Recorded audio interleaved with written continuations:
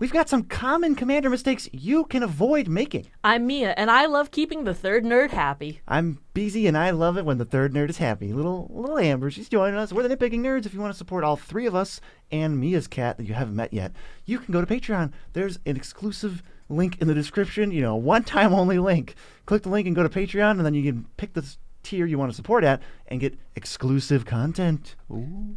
We're also sponsored by Cool Stuff Inc. If you use the code NERDS at checkout, we can save 5% on your entire order. That is money that you earned going back into your pocket. Yes, when you can then use it to spend on Dragon Shields because they have the best sleeves in the multiverse. Good sleeves. So sleeve your decks with those through the EU or the US links, and when you buy them from the source, you're supporting the channel at the same time, and Amber gets to eat another day. We're also sponsored by Moxfield.com, the best place to build a deck online. If you, there's going to be an ad somewhere in the video for Moxfield, and you can't guess where it is. And if you said you guessed and you got it right, you are lying. And happy birthday to everyone whose birthday is today. So we've got some tips. This is for new and old players alike.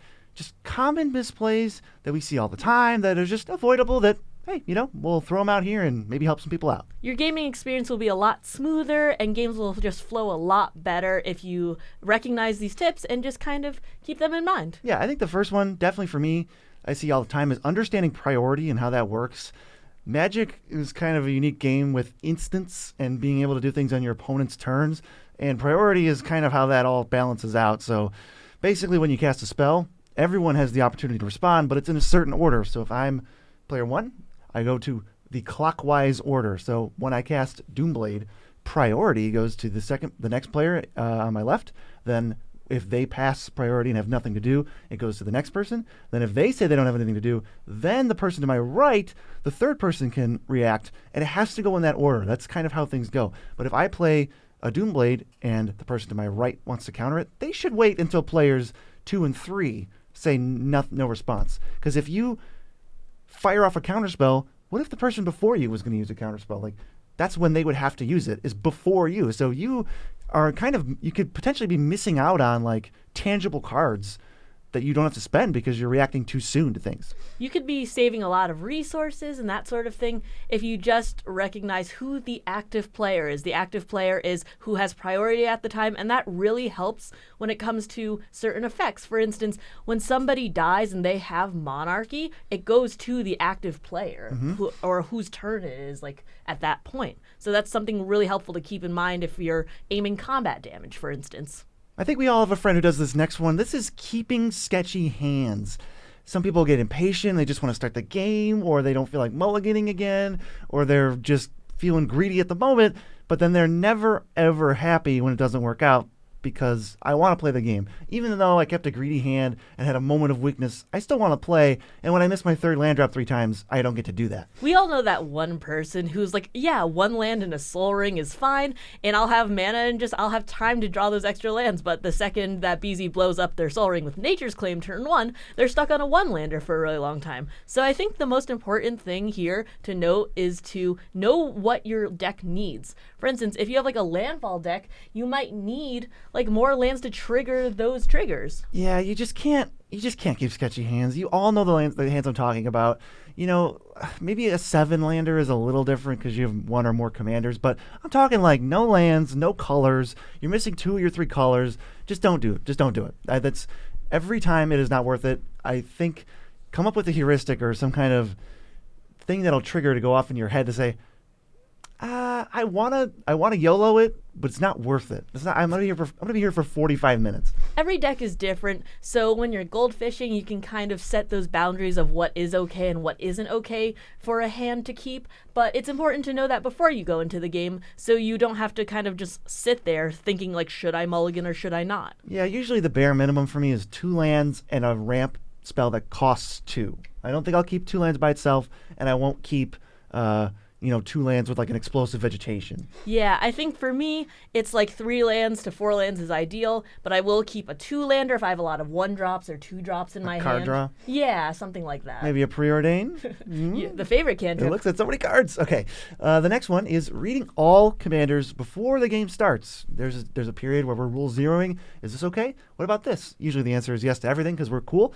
EDH players are chill, but then everyone's like, all right, I'm going to play this deck and this deck. So you have all the commanders in the middle of the table. And if you don't know what every single one of them does, it's really fine to just read them. People are resolving mulligans and shuffling.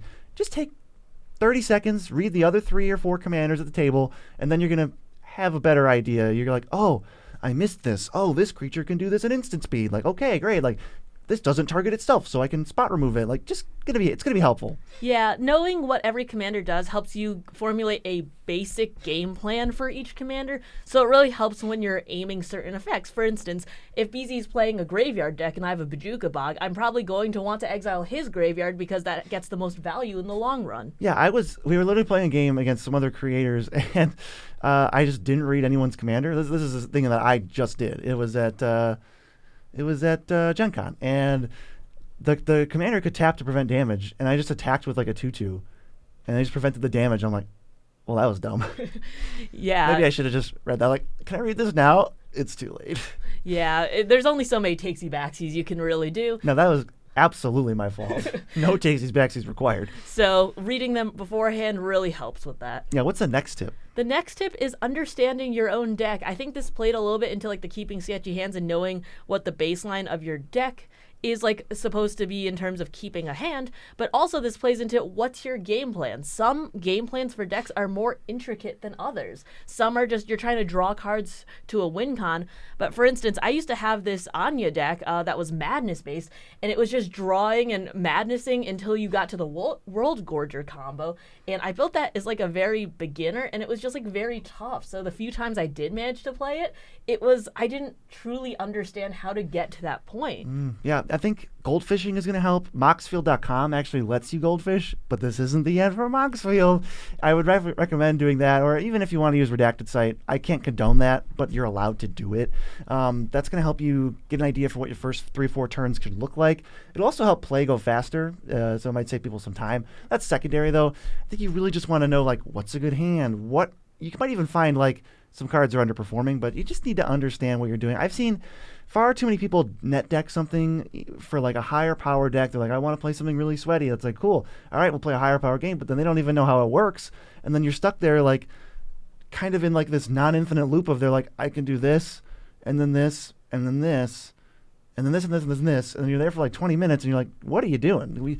Do something, please. Yeah, I think like Gitrog players who don't know the combo is like one of the biggest examples of this. You're like Spellslinger decks that you're looking for something specific. You got to make sure you understand how you're trying to win. So when you look at your decks and you're starting to play a deck, you should, I think, outline what your like first win con is and maybe your alternate win con, just so when you go into the game, you know what you're aiming for, whether that's combat damage or a combo or something, sometimes even both. Yeah, or you could scan also for critical mass combos, which are sort of the things people kind of stumble into, like, oh, Karmic Guide, Revelark, Sack Outlet, Blood Artist is a win, but it's a lot of cards. Like, maybe just keep an eye out for those two. How about commander damage? We got to understand how commander damage even works.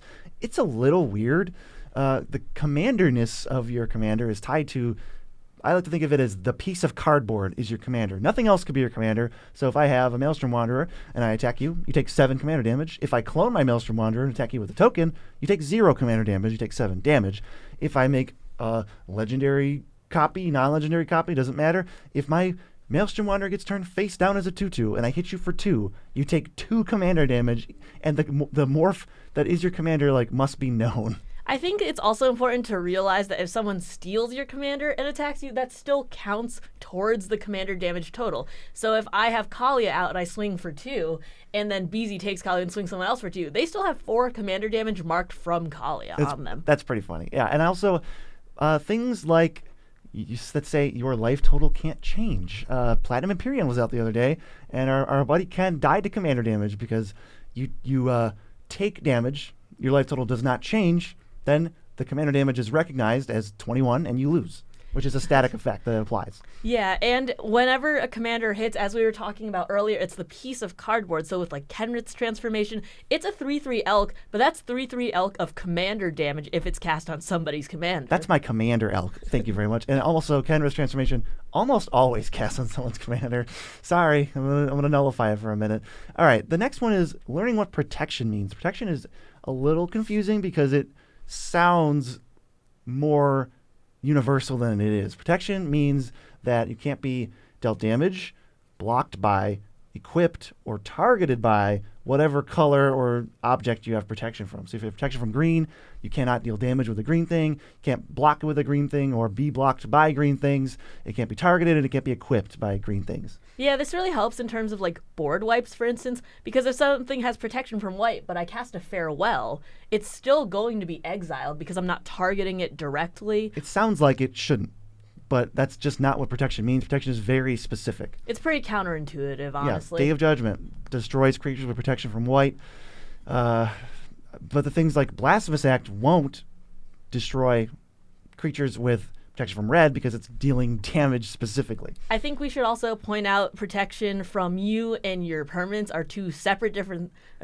and different things. Because, for instance, I have a Baloth Noble Heritage deck, and it says you gain protection from your opponents, but that's not my stuff. My opponents can still target my stuff with like a Path to Exile if they want to kill my commander. They just can't like target me and say 15 damage to your face. Right, they can't do that. But if they cast Exsanguinate, that does not deal damage and gets around protection.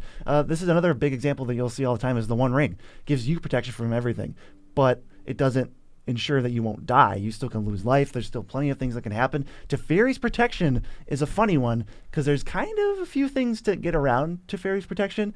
And one of my favorites that Mia likes to point out is Proliferate. So if you're at 9 poison and you're worried that Mia's going to kill you with poison, you can go, ooh, upkeep, Teferi's protection. She's like, okay, Proliferate, which says choose any number of permanents or players with counters. Add another counter. None of that violates protection, so you're dead. Targeting is a very specific mechanic in Magic, as like is everything that's specifically worded on the card. So choose and target are two different things, and keeping that in mind is just very important when you want to get out of jail free with Teferi's protection. That's why Druid of Purification is so messed up, because it does not target anything, so you can't respond once the trigger goes off. Very, very funny.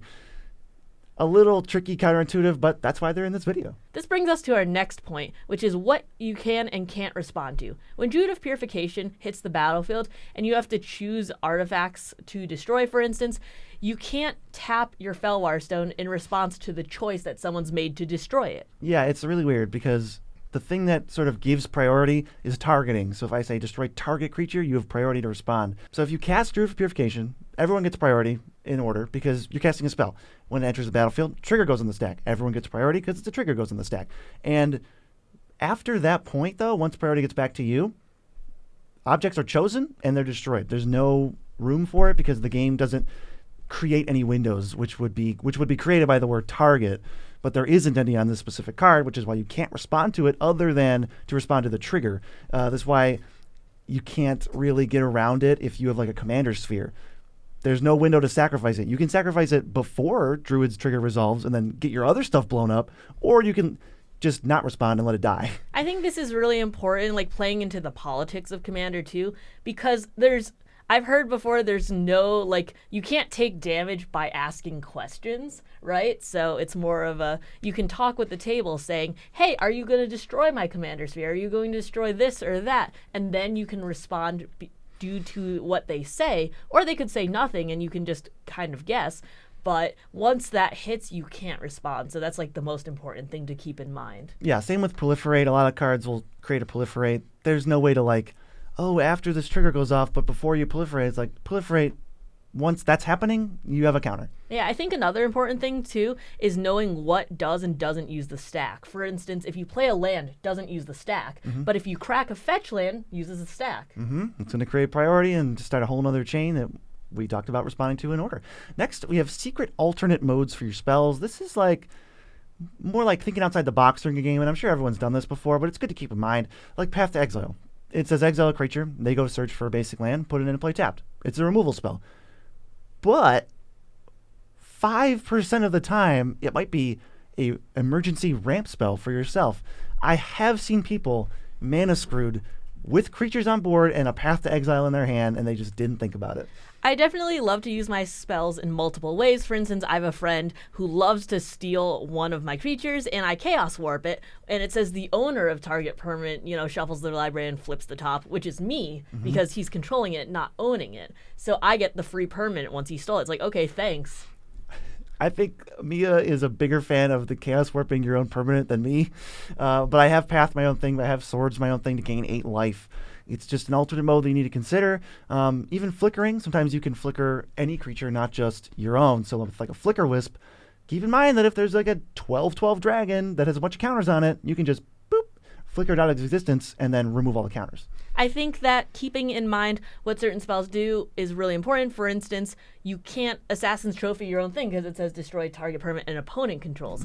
But almost every other removal spell you can use on your own stuff. So just keeping that in mind when you like build your decks, and if you are thinking that you might have to use this on your own things, is really important. Yeah, another good one that I like is some like scary permanents can just be left in play, but people kind of like to team up against them or remove them immediately when it would probably be better for them to just sit back and see what develops, especially if they're not going to be absolutely destroyed by a card. Obviously, something like Stony Silence, you have to destroy it if you're the artifact deck. But we're talking like Jingataxius Progress Tyrant. If you've got enough creatures to play, I really don't think this card is going to demolish you the way it kind of looks like. It's going to copy a spell or two for the opponent. The other 2 opponents might be screwed by it, which is just better for you. And you can just go, I'm not getting involved.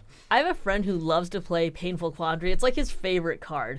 And I know Beezy loves to play Baubles. So this hurts him the most. But as someone who might only play 1 or 2 spells per turn or might hold something up till it gets destroyed, I will be less inclined to remove it because it's hurting my opponents way more than it hurts me, especially if I have a ton of card draw and I can afford to discard those cards. Right, like yes, these cards are bad for the table overall, but it might just be better for you to leave it alone, let your opponents squirm, have them use their removal spells on it. I don't need to remove this Jingataxius. I know it's like whatever. Even things like Shield Red Whispering one can just be left in play sometimes. I don't think every big scary monster needs to be removed immediately, especially if my opponents are telling me to. I'm going to double check with my own brain and be like, do I want it to be destroyed? I understand that it's cool to destroy it because monsters are scary, but maybe we could just leave it out. I think using your removal on things that hurt you the most is one of the most important things in Commander, because there are some times where you can rely on your opponent's removal to get rid of it if it's hurting them way more than you.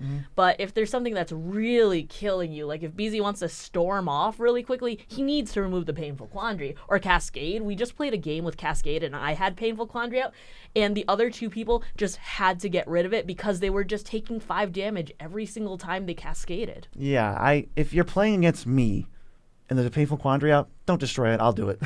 Or I'll lose the game in like 5 seconds.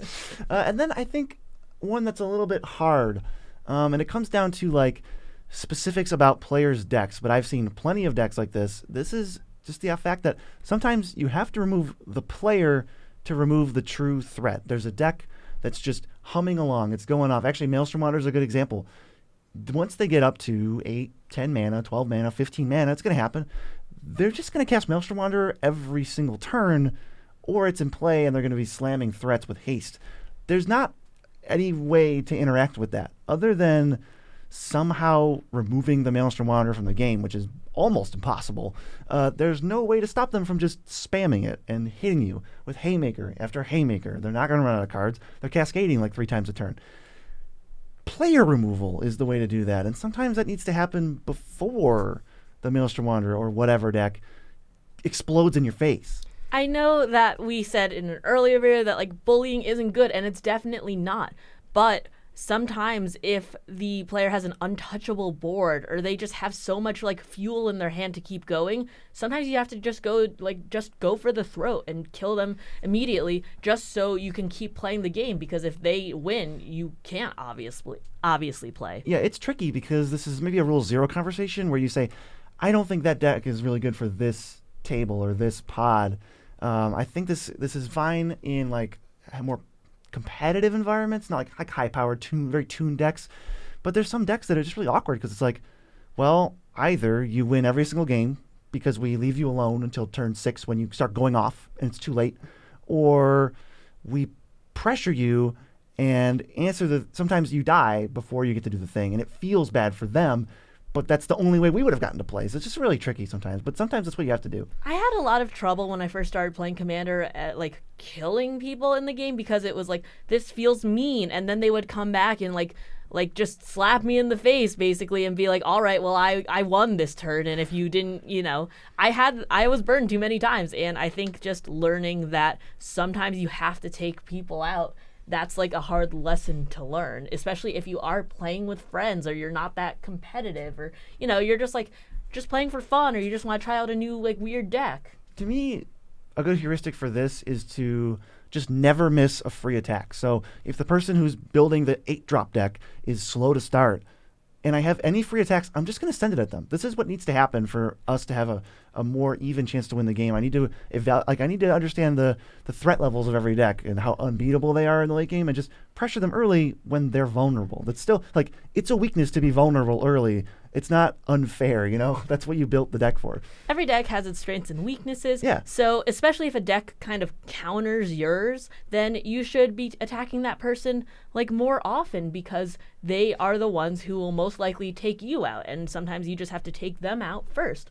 Another really great tip is moxfield.com, the best place online to build a deck. Now, I love building all of these decks on Moxfield, and I'm actually building one right now. $50, monocolor, and Moxfield is the best place to update to cheapest, and so I could see that budget every single time, so I know what I'm going over and under. Do you know a single other detail about that deck?